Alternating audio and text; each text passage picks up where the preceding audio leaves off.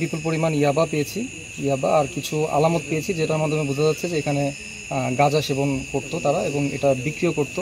বাংলাদেশ সেনাবাহিনীর পক্ষ থেকে লক্ষ্মীপুর আমাদের সদর আর্মি ক্যাম্প থেকে আমরা একটা অভিযান পরিচালনা করি আজ 7 তারিখ সন্ধ্যা 7টার দিকে। তো এই বাড়ি থেকে আমরা বিপুল পরিমাণে অস্ত্র অ্যামুনেশন আর ইয়াবা এগুলো উদ্ধার করার পর এখানে আরও স্পটে 3 জন আসামি পাওয়া যায় যারা এগুলোর সাথে সম্পৃক্ত। আর পুরো বিষয়টা আমরা গোপন সংবাদের ভিত্তিতে অভিযানটা পরিচালনা করেছি। তো আমরা এখন তাদেরকে সাকসেসফুলি অপারেশন একটা ছিল, আমরা ধরতে পেরেছি তাদেরকে। এখন আমরা তাদেরকে পুলিশের মাধ্যমে তাদেরকে পুলিশের কাছে হস্তান্তর করেছি। একটু যদি বলতেন যে কি অস্ত্র পেলেন আপনারা?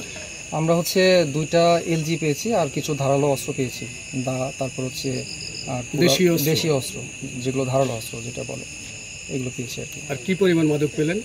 মাদক পেয়েছি আমরা বিপুল পরিমাণ ইয়াবা পেয়েছি, ইয়াবা আর কিছু আলামত পেয়েছি যেটার মাধ্যমে বোঝা যাচ্ছে যে এখানে গাঁজা সেবন করতো তারা এবং এটা বিক্রিও করতো। আমরা কিছু কাগজপত্র পেয়েছি, নোটবুক পেয়েছি, তারা ওগুলোতে নোট করতো।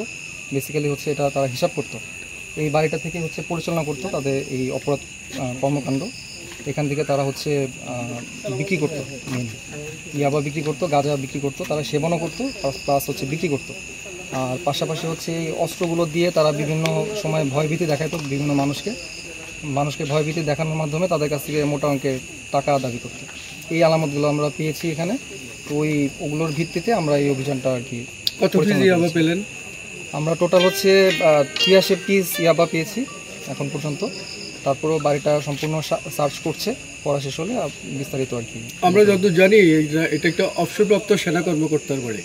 জি। তো এই বাড়িতে এই যে মাদক বিক্রি বা মাদক সেবন বা অস্ত্র পেলেন, এরা আসলে কারা ছিল? মূলত যে অবসরপ্রাপ্ত সেনা কর্মকর্তা ছিলেন তিনি মারা গিয়েছেন। তার চাচাতো ভাতিজা বাড়িতে থাকতো আর তার পুরো পরিবার বিদেশে থাকে। তো যেহেতু তার পরিবার বিদেশে থাকে এবং বাড়িতেটা পুরো শূন্য পড়ে থাকে, খালি পড়ে ছিল, এর ভিত্তিতে আর কি কেয়ারটেকার হিসাবে এই বাড়িতে এই তার চাচার ছেলে মেনলি তারা ছিল বাড়িতে এবং তারা এই বাড়িটা যেহেতু খালি পড়ে থাকতো এই জন্য বিভিন্ন ধরনের অপরাধ কর্মকাণ্ড পরিচালনা করতো এই বাড়ি থেকে। আমার নাম ক্যাপ্টেন রাহাত। একটা ম্যাগাজিন পাওয়া গেছে, অস্ত্র ছিল। হ্যাঁ, একটা পিস্তলের 9mm পিস্তলের একটা ম্যাগাজিনও উদ্ধার হয়।